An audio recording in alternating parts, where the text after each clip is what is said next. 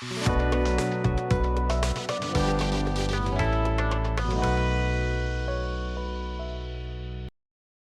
Assad to Hayat Tahrir al-Sham, Syria's leadership and the Zionist question. To understand the complexities of Syria's ongoing crisis, one must first examine the roots of the Arab Spring, its rapid spread across the region, and the responses of global powers.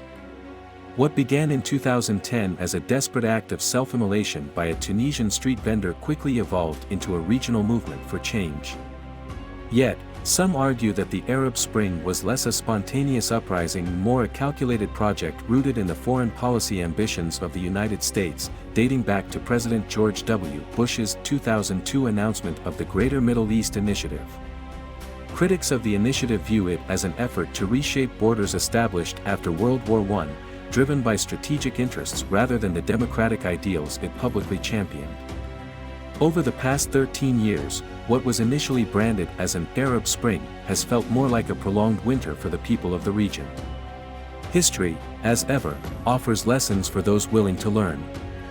Yet, the cycle of conflict repeats itself, often at great human and geopolitical cost. For Muslims, these events demand a perspective rooted in wisdom and reflection.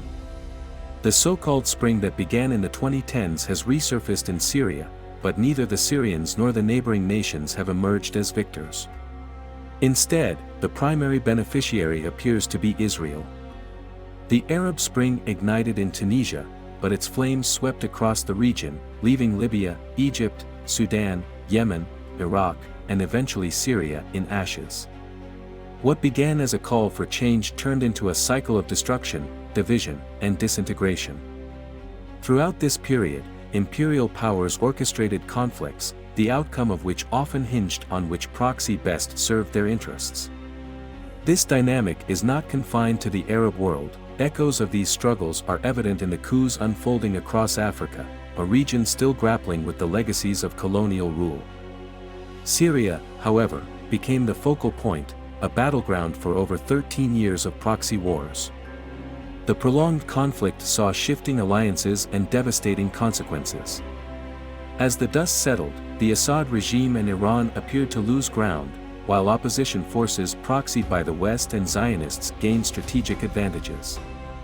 While claiming to fight for Islam, factions equipped and funded by Britain, France, and the United States became embroiled in battles that served foreign interests. Early in the Syrian conflict, ISIS emerged, armed and supported in ways that raised questions about the role of external powers. Intelligence agencies recruited disenfranchised youth, individuals eager to act in the name of Islam but lacking a deep understanding of science, politics, or global dynamics, into ISIS's ranks. Promised salaries, marriages, and status were later discarded once their utility waned. This strategy allowed imperial powers to neutralize both ISIS and the very individuals who might have opposed Israel's regional ambitions.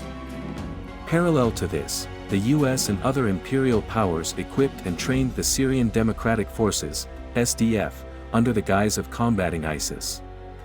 However, the SDF's fundamental objectives appeared aligned with securing American and Israeli interests, including control over resource-rich territories. Operating through groups like the PYD, the SDF gradually seized areas previously dominated by ISIS. By the end, neither ISIS nor the disillusioned youth aiming for higher ideals remained as obstacles. Leadership was restructured and moderated, while Western powers claimed to welcome repentance, creating a pathway for the eventual surrender of state sovereignty to imperial interests. As the dynamics of the Syrian conflict shifted, a new force emerged on the battlefield. A faction distanced itself from ISIS and formed Hayat Tahrir al-Sham, HTS, an amalgamation of groups including Nusra's Damascus Front, Ansar al-Din, Jaish al-Sunnah, Liwa al-Haq, and Nureddin Zengi. Initially consolidating in Idlib, HTS was swiftly designated a terrorist organization by the US and European nations, with Washington placing a $10 million bounty on its leader, Abu Muhammad al-Golani. Yet, despite this labeling, the opposition unexpectedly gained ground, capturing territories that had eluded them for over a decade. This rapid shift raised critical questions about the underlying forces and alliances driving the war's trajectory. In 2024, Jonathan Powell, a former British ambassador to Libya and an operative linked to MI6, held meetings with Abu Muhammad al-Golani, the leader of Hayat Tahrir al-Sham, HTS. Once vilified as a bogeyman, HTS began presenting a more moderate image in Western media. The group's rapid 13-day advance across Syria, culminating in its control of key territories, bore striking similarities to the Taliban's takeover of Afghanistan in 2021. After 2 decades of being branded as terrorists by the United States, the Taliban were suddenly handed control of Afghanistan. Now, HTS, with its leader still officially labeled a terrorist and carrying a $10 million bounty, was seizing important Syrian territories with swiftness. This dramatic shift hinted at more than battlefield momentum. Golani not only engaged with British intelligence but reportedly held for meetings with Iranian officials over the same period. Soon after, Russia scaled back its support for Syria, Iran withdrew its backing, and Hezbollah pulled out its forces. Meanwhile, Shiite militias, Hashd al-Shaabi, which had previously traveled to Syria via Iraq, were blocked by Iraq's prime minister.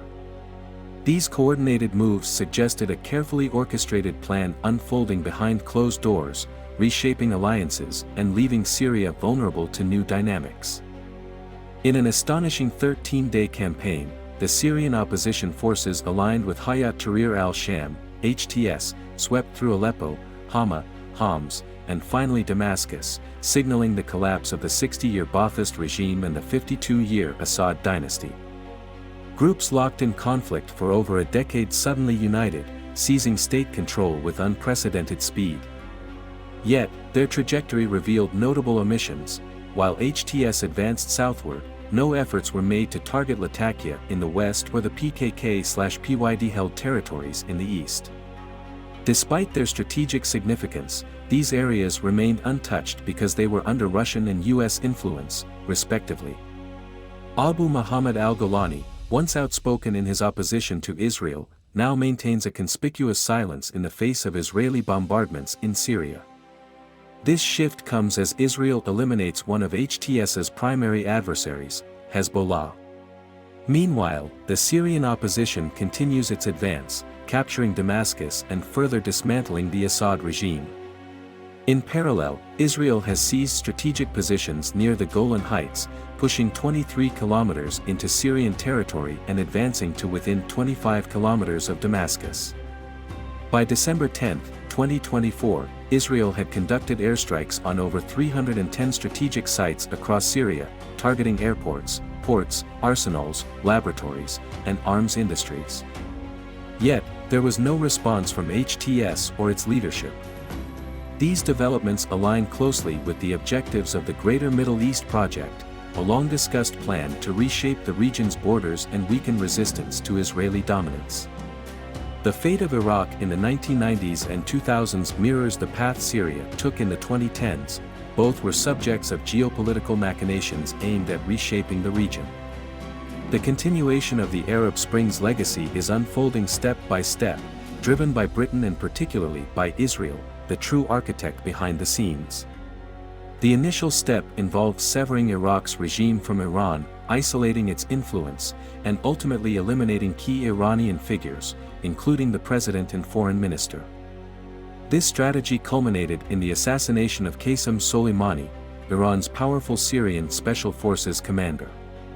The symbolic explosions of Hezbollah's radios were more than just a blow, they marked the beginning of the end for the Assad regime, as all obstacles to its collapse were removed. Today, the cruel Assad is no longer in power, but the question remains, which power now governs? Can the new Muslim-led groups maintain control and provide the leadership needed? Will they stand up to Israel with the same fervor they once did against Assad? What lies ahead for Muslims? Will these groups align with Islamic principles, striving to implement the laws of Allah, or will they follow the dictates of their backers, the Western imperialist powers, the UK and the US, from whom they receive their support, both political and military? Will they be able to represent the voice of Islam genuinely, Or will they be swayed by the geopolitical calculations of their external patrons?